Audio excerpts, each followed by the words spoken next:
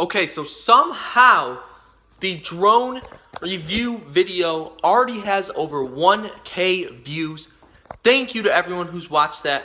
And for the few who wanted a flight test, I know a couple guys wanted the flight test. I'm going to give it to you guys. The reason it hasn't come out earlier is the weather here is terrible, so I'm not going to be able to go fly in the park really high yet until we have about perfect weather and I have enough time to. But I'm going to at least give you guys a little taste of what the drone is like, what it looks like, what it feels like, how it flies. So let's get right into the video.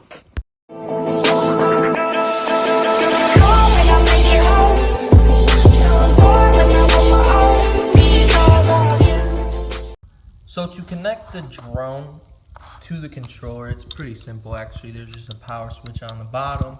You're going to turn the drone on, and then it's going to eventually connect. If it doesn't end up connecting fast enough, I find just going up or down on the left stick or switching between the modes will connect the drone pretty fast. But let's get this thing flying. Alright, I think this will work out for us. I think this will work out. So the white lights are on the front. The drone is very easy to bring off. But before I get into flight, I'm going to mention that almost every time you go out and fly this, you're going to want to trim it a little bit. It's not necessary to trim it. It's going to make it easier to fly if you do trim it before. And it's going to make it a lot better to control. As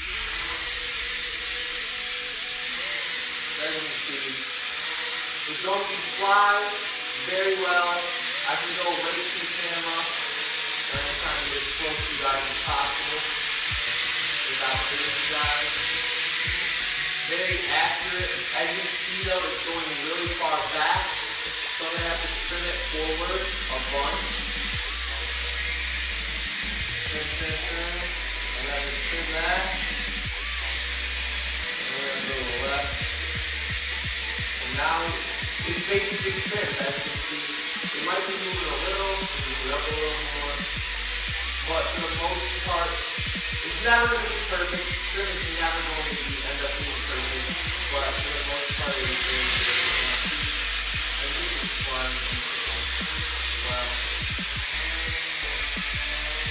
And then, as you can see, it's on it now, and the video is fun.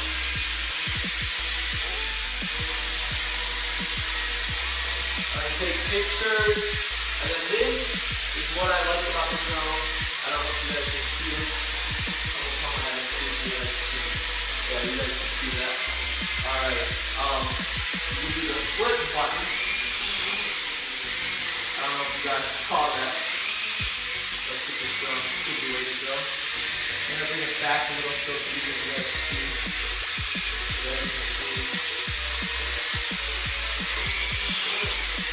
Flip. You can change the side you're going to, like swing it around. But it's going to take a lot of practice to get that down. As you can see, I was in trouble with it. I'm going to be practicing this thing a lot. But once you get the controls down, it's very easy to fly. As you can see, I can basically get it to go wherever I want. It can be sitting right next to me, right? It can be sitting right next to me, basically. I'm going to be perfectly fine with it. But yeah, let me talk about a few things. So yeah, that's it for basically indoor flying. The drone controller will start blinking and beeping as you hear now when it's starting to lose battery. So we're going to get this out real quick before it does lose battery. Then I'm going to give you guys some important tips.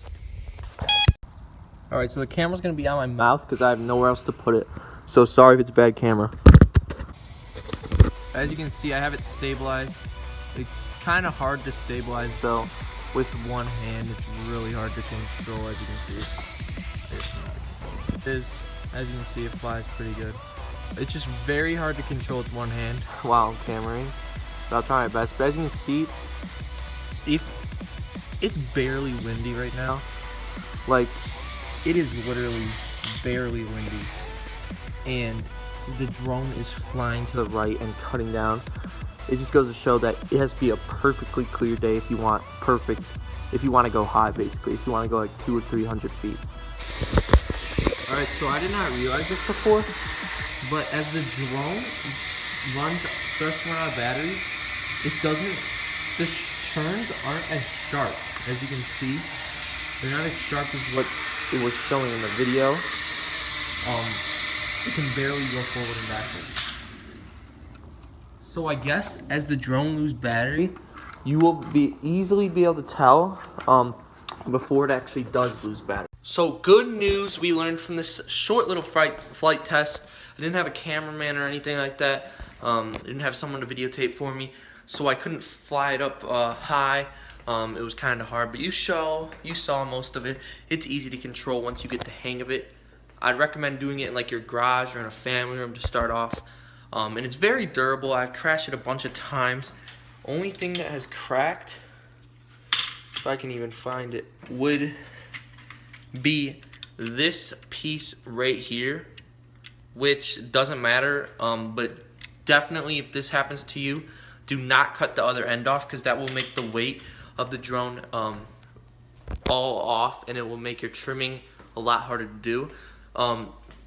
But I learned that when the drone runs out of battery, guys, it's going to, the turning left and the spinning is going to be slow. It's going to be very slow, and you can totally feel you're going to have to jam down the right and left sticks for it to actually be able to move.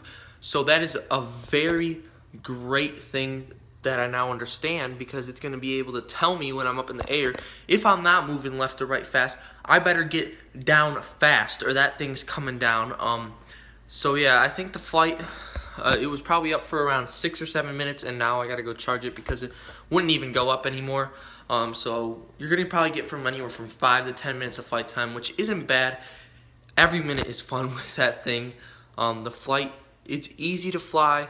I'd just be very careful. Don't make the same mistake me and others have had on this, my last video. About 4 or 5 people in the comment section, including me, have done this. The first day they bought it, they flew it up as high as they could, or they just flew it up really high, and it goes flying, and it's really hard to find out where it went. I got lucky. Others in the comment section didn't get as lucky. So make sure you get the controls down and just go slow with it. I mean, it's a $50 thing. Unless you got money to blow, I'd go slow with it. But I hope you guys enjoyed this little flight test. Part 2 of the flight test will be me going up max distance. I will go up as far as I can until I can either not see the drone or I can't move it. I'm going to go to a park. It's pretty far away from here, so I can't do it right now until probably the weekend. But I'll see you all later. Hope you guys enjoy. Don't forget to subscribe for more drone videos, things like that. And I'll see you guys all later. Stupid Gamer or Stug, signing out.